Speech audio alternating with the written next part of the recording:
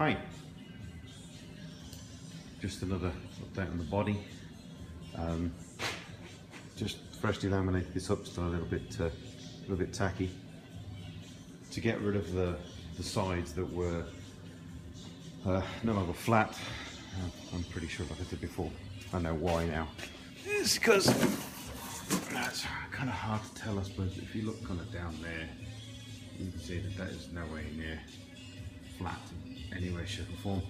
But also, you can see from here, the thicknesses are inconsistent. Now, with an inconsistent thickness, the thing pulls. Yeah, the fiberglass will shrink more. You get a higher exotherm, so you get a higher temperature. When it's curing, the higher temperature creates more shrinkage. So you really want the lowest exotherm you can get away with. Now, give an example in this corner here. You can kind of maybe see that this was nearly half an inch thick. It was almost level with this here. It's hard to take out thing, but here on, I ground all of this down. This point here was higher than what is here, which basically is a recess for a side marker light. Half an inch thick, like really.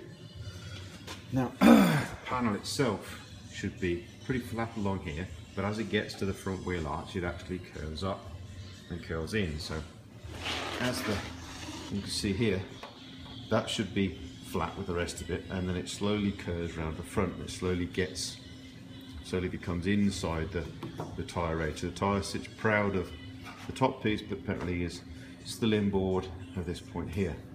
So that this panel there, which you can see the gap gets less, that panel there is virtually dead forward to back. And it is, when I correct it and pull this back to where it is there, it's roughly where it should be. This one, this side, I could probably get away with. The one on this side, I had to chop it off. I had no choice, it had to come off. It was so bad, it was ridiculous. That's the panel, which you see here. I've got to chop this out, obviously, laminate that straight over, because we're fitting different catches. So that one I had to chop off. Now, I was chopping it off. This literally, you can imagine the front point here was actually touching the floor, and this bit was curved up. So the shape was horrible. Now, it's all to do with how it's laid up.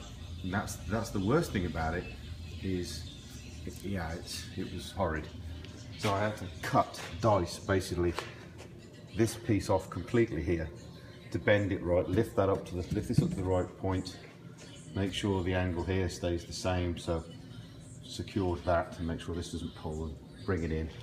Cut this through here, grind some of it out, and lay up a couple of layers at the back. And then what you've got to do on the far side, which just makes it even more time consuming, is now I've got to grind out the fiberglass that's got the cut line in it, right back to the new fiberglass that's got at the back, and then re-laminate that.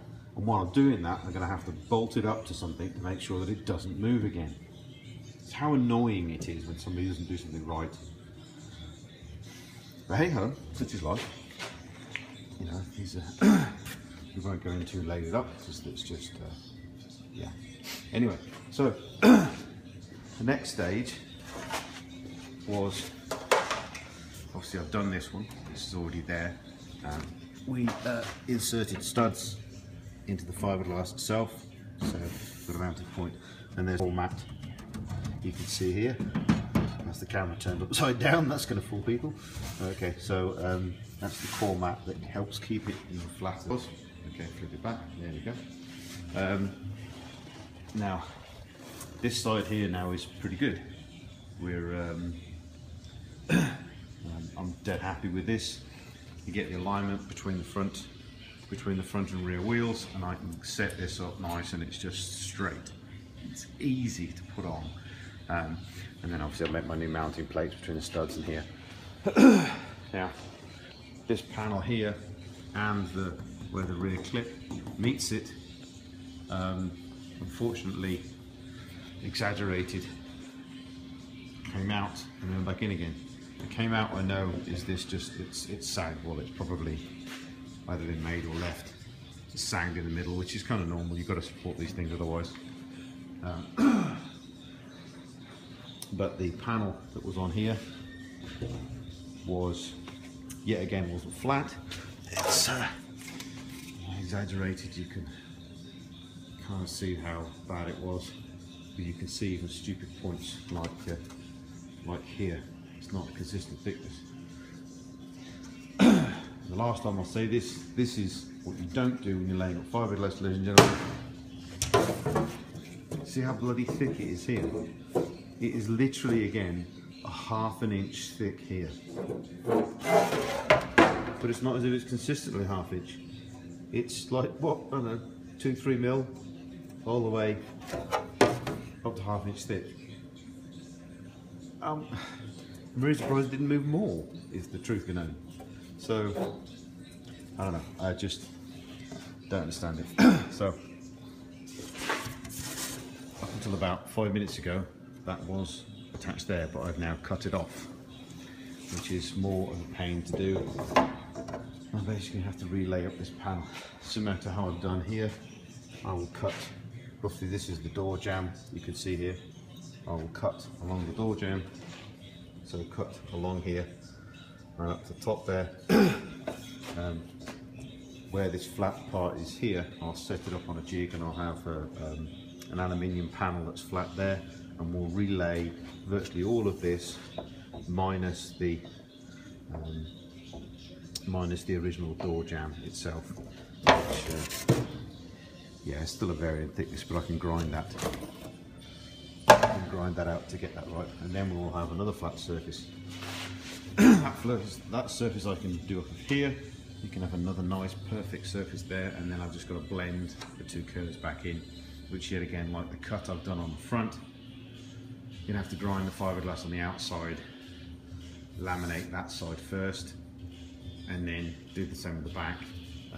Grind out as much as I can, as I dare, and then re-laminate the back in. You could laminate on both sides up too, but you're better to take off the, so this fiberglass here, this probably inch of fiberglass there won't exist. I'll have ground it out from the front, relayed it, and ground it out to the back, to the new glass I've got on the outside, and relayed it. And then you've got to grind the top side out. It's just a lot of work. But to get a panel that actually fits, is in the right orientation, is actually flat, which, you know, is about the only saving grace to a point. It makes it easier for me to mould new bits of the panels, because they are pretty much flat. It's just the sides, so realistically just down the sides of the door.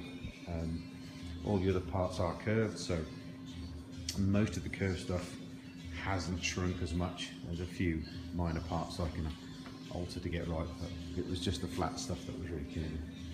But yet again, I've completely relayed virtually the whole side. This other side here wasn't too bad. I have got to just pull it and just tweak it just a little bit on the angle, but not by much, only by the thickness in that isn't actually that bad.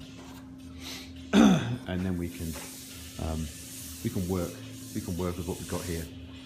That's not too bad, but that has actually got a small return at the bottom, small return at the sides, and a big curve at the top. So technically that hasn't shrunk anywhere near as much as the other completely flat panels. So a small amount of filler, and we'll be able to block sand that out. So yeah, a lot of work, a lot of fiberglassing. So it's a lot of itchy, scratchy, and cold showers, which you've never done that before will understand. But yeah, we're moving on and making some progress on that. Okay, speak to you soon. Bye.